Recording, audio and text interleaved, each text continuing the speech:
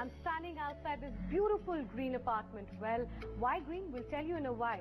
But before that, let me first introduce you to Mr. Nilanjan. Hi Nilanjan, welcome to our show. Hi. Nilanjan is the principal architect for Design Consortium, and he believes on the principle of designing green and the fact that going green is the way forward. Absolutely. Well, Nilanjan, what is it that we're going to be discussing here today? Because when we talk about green homes, there are a lot of things that one needs to keep in mind, interiors and exteriors. So yes. I'll give you brief tips on what all owners can do. Very simple tips that people can use to make their homes green. Right. Because you don't need to spend a lot of money. Just the right principles, positioning the windows correctly and using the right materials. Great. That's what I'd like Let's to do that, because we have the expert himself who's now going to make you an expert.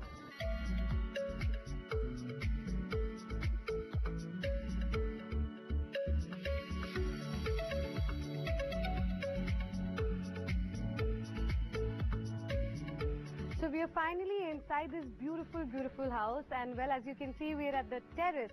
Well, Nilanjan, I would want to know that, you know, when we talk about green homes, how important is it to sort of have a green terrace? See, the terrace is one of the most important components because all the heat incident from the sun falls on the terrace. Right. So we start with insulation of the terrace. This terrace that you see here is totally insulated from inside. So there's a layer of insulation.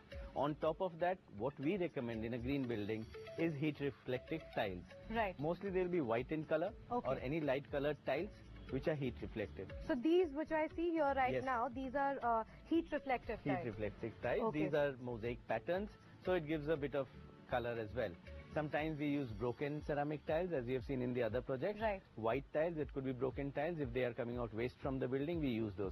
But mostly light colored tiles. What are the other elements that we should be looking at? We have surfaces which insulate. We have surfaces which cast a shadow on the terrace. So we put in walls on towards the west side, high walls, Right. where the setting sun, the afternoon sun does not fall on the terrace. So it Right. creates a shadow. Plus water bodies we create on the terrace. Yes, in fact, I wanted to know, apart from the fact that they look really nice on your terrace, I mean, how important or how beneficial are they when we talk about green rooms? See, it's very important to understand how we use the water. Right. Beyond the aesthetic qualities, we use water mainly to cool the surfaces. It's called evaporative cooling, something very similar to a water cooler. So we create shallow surfaces where we store the water, and most of the water has to be recycled. We are not right. using fresh tap water. That's right. Fortunately, it rained today, and as you Yes. can see, this particular pool, it filled up, and we are using the same water. So this is going to run for days. The terrace is also very important for putting up solar geysers. If you see, if you move Yes, back I a bit, can- maybe you yes. can see the solar water heater. In the other building, which was green one, we have even put in solar photovoltaic cells. Right. We are generating about 5 kilowatts of power just from the solar energy. Right. How difficult is it for one to maintain them? You know, it is one to get them and have them, and it looks fancy and talk about it, but you know, when it comes to maintenance and using it, how... It's not difficult to maintain at all. All you need is maybe once in a month, brush it a little bit so that the dust doesn't settle on that Right. photovoltaic cells, because it reduces the power to generate electricity. That's the only maintenance it requires. Otherwise, it's zero maintenance. Right, so I think basically when we look at the surrounding here, it is not just about green planetation. We've covered the water body and the flooring, of course, and then the water geysers as well. Well, apart from the exterior, because you know, when we talk about a terrace or a balcony, it becomes easy for us to sort of get the natural bits in. Right. But when we talk about the interiors, it Yeah. becomes a task in itself. Yes. So how does one go green with the interiors? Well, there are lots of elements, the glazing, the flooring, the surfaces. Right. Why don't we move indoors and I can tell you about them. Certainly.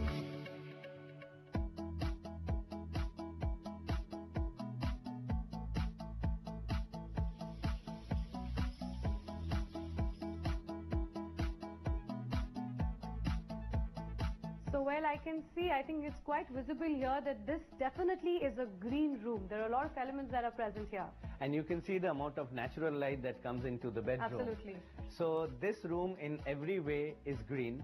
All the elements that you need for a green home or a green room, you can find here. Right. The walls are made of insulated bricks.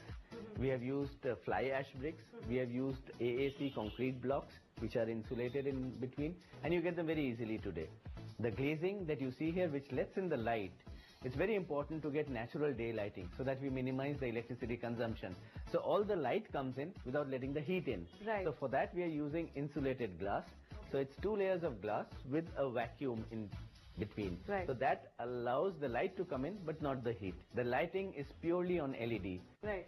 We are using minimal air conditioning. It is only during the humid months of August and September probably you need AC. Otherwise this house can stay without air conditioning. So basically you're using material for the wall which will sort of be less harmful. When we design balconies, we try to see that it lets in a lot of light. Right. And we provide large overhangs so that the sun doesn't get in. So this is a balcony which has a long shade, so it lets in the light without the heat coming in. All the wood that you see in this house is also recycled. Right. All the doors are made of recycled wood. The railing is made of recycled wood. Even on the terrace, you saw these little planters. Right. We've used old pallets Absolutely. from containers and Yes. converted them into small planters. So Nilanjan, these are houses which have obviously aesthetically been built in such a way that they are green homes. The designing has been done, the make, the products that have been used, they are all green. But what if somebody who is already living in a space which may not be green or all that green and wants to go green and convert their house to a green home? What is it that they have to keep in mind? They should look at the lighting first, consumption. We have to reduce the energy consumption. So the first step is to convert all your fixtures to low consumption fixtures. So LED is the best way to go. The gadgets that we use, your refrigerators, your air conditioners, should all be rated, should all be 5-star rated products. Then even all the waste that we generate in a house conventionally can be recycled. All these plants that you see here are maintained by recycled water, and even the waste that is generated in the kitchen, right, we are treating that waste, converting it into manure and reusing. There is one more concern here, and the fact that, green homes, they're not that reasonable. You have to shell out a lot of money for that. So what do you have to say to that? Probably that is one of the key reasons that a lot of people have not moved to green spaces. See, a green home normally costs about 10 to maximum 15% more than a conventional building because of all these measures, because of the solar geysers, or which is incentivized right now, but even the solar panels on the roof. So those are the additional costs. Some of the recycling systems, the management systems, they cost a little bit, which is about 10%. But I feel the amount of saving that it does in the longer run, it pays back in about 5 years. That's and I think right. that's reason enough for everyone to go green. Definitely. So if you're looking at the longer run, you should definitely go green, because going green most certainly begins at home.